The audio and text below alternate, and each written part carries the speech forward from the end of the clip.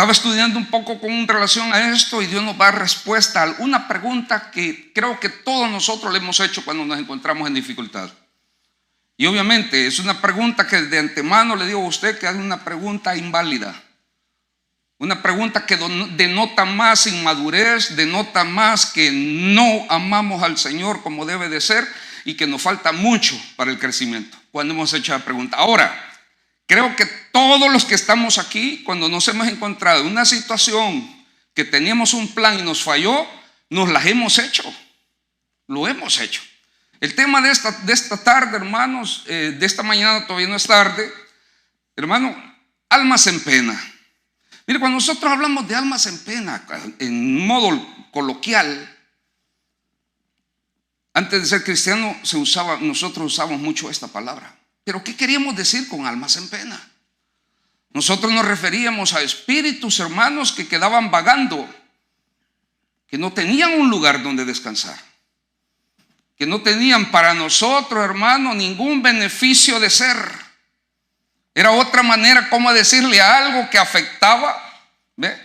Que era un ente misterioso, sin cuerpo, pero que afectaba. Y nosotros decíamos un alma sin pena, o alma en pena, perdón.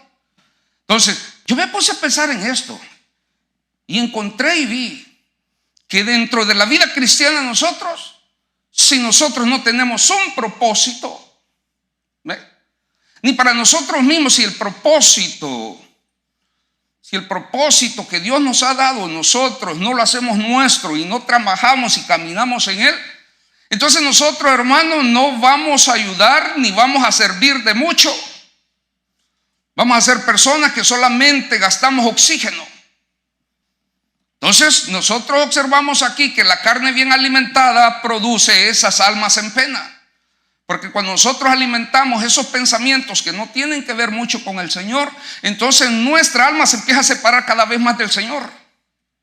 Y más, y más, y más todavía el Señor. En esta parte de la historia que te voy a contar y vamos a leer en este día, vamos a entender, hermano, la necesidad que nosotros tenemos de tener una fe firme. Una fe, hermano, basada en la confianza de nuestro Dios. Todo cristiano tiene que tener una fe firme. Y la firmeza no tiene que venir de las cosas que posee, porque esas son vanidades. ¿Cuántos, hermanos, no se han quitado la vida? Tenían un montón, lo perdieron todo, cayeron en una gran depresión y terminan quitándose la vida. Porque eso no es firmeza, eso no es confianza. Pero cuando nosotros tenemos confianza en el Señor, las cosas que vengan a nosotros, bendito sea el Señor. Las cosas que se vayan de nosotros, el Señor sigue siendo bendecido. Esa fe. Entonces, en la historia que vamos a tocar hoy, nos va a mostrar esa parte del pueblo de Israel donde ellos, mi amado hermano, creyeron tener una fe firme. Creyeron ellos tener exclusividad delante del Dios Todopoderoso, pero los hechos con relación a la Sagrada Escritura nos muestra que no fueron lo que ellos pensaban que ellos eran. Por eso es que nosotros debemos poner muchísima atención, hermano, con relación a lo que vamos a hablar. Mire, la pregunta que yo le dije que siempre nos hacemos termina culpando a Dios. Nosotros terminamos preguntándole a Dios, bueno, si Dios es omnisciente, que lo sabe todo, ¿por qué me permitió hacer lo que hice? La gran mayoría que estamos acá, por decir el 99.9, por aquel que no ha nacido, que todavía está en el vientre, nos hemos hecho esta pregunta cuando fracasamos en algo. Tal vez algunos con menos sabiduría se lo dicen a Dios. Pero Señor, hombre, ¿cuánto he confiado en ti, Señor? ¿Y cómo me dejaste hacer esto? Me hubieras puesto, qué sé yo, ahí, todos los semáforos en rojo, el pastor tocándome la puerta, mi esposa diciéndome, no, eso no conviene. Aunque el tren hubiera pasado ahí y se hubiera detenido, una señal, Señor, pero ¿cómo me dejaste hacer esto? Eso Es una pregunta que en gran ignorancia algunos no lo decimos, otros lo pensamos, incluso lo oramos. Y en oración le decimos: Señor, ¿por qué me dejaste hacer esto? Está bien yo, que no lo sé todo. Y bien, pensamos así como de una manera bien amable, polite, de una manera con mucha honra y respeto. Lo empezamos así como a culpar. ¿Cómo es posible, Señor? Que no hace como... Le he puesto siempre el ejemplo del padre al hijo. Los padres se desviven, dan todo con su capacidad para bendecir a sus hijos, y sus hijos no los respetan, no los honran, son malcriados.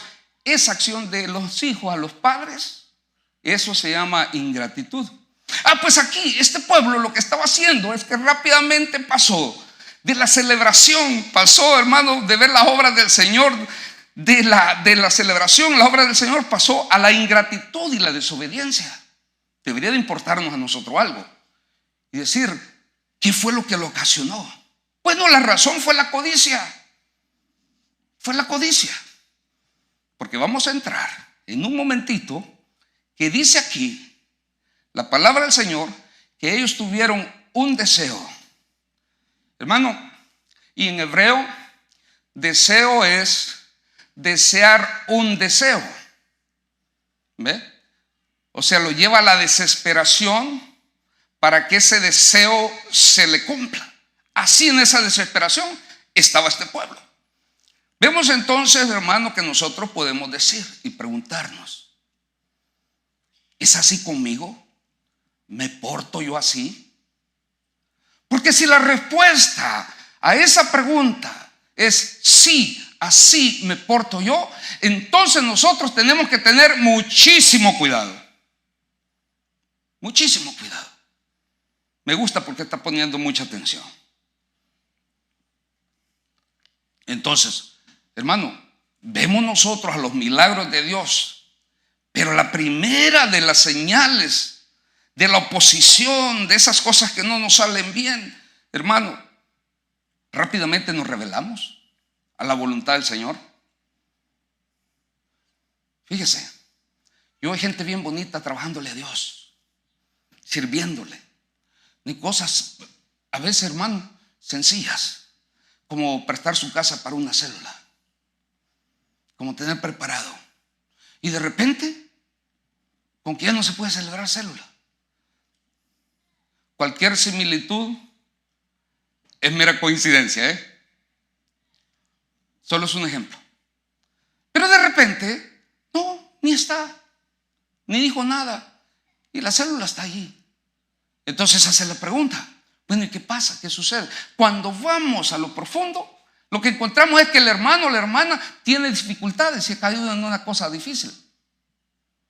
La solución que ellos tienen, hermanos, sencillamente es desesperarse y hacerlo a su manera.